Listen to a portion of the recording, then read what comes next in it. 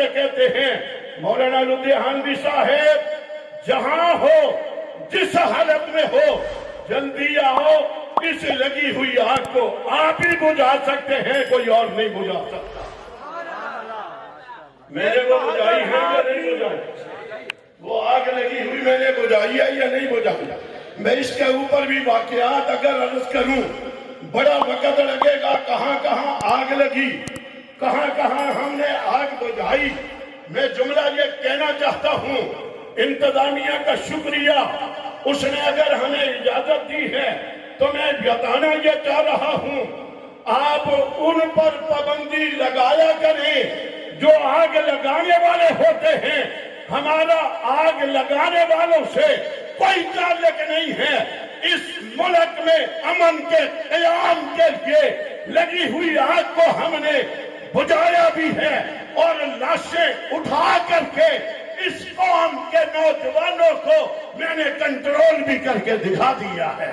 مولانا احمد لدھیانوی، وزیر امن مولانا احمد لدھیانوی۔ میرے بھائیو، میں نے کہا یہ کیوں عنوان رکھا جاتا ہے؟ ایک طبقہ ہے ملک میں، دنیا میں وہ طبقہ ہے، وہ کہتا ہے پیغمبر کے دنیا میں آنے کے بعد کوئی انقلاب نہیں آیا تھا، ہم کہتے ہیں انقلاب آیا تھا۔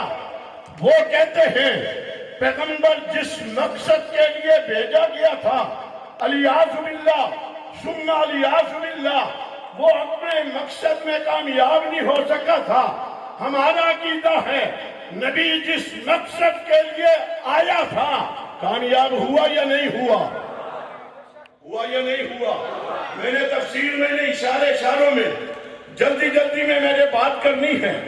وہ جو کہتے ہیں کہ انقلاب نہیں آیا تھا، وہ کہتے ہیں جنہوں نے نبی کو مانا تھا، وہ کہتے ہیں انہوں نے اوپر سے مانا تھا، دل سے نہیں مانا تھا۔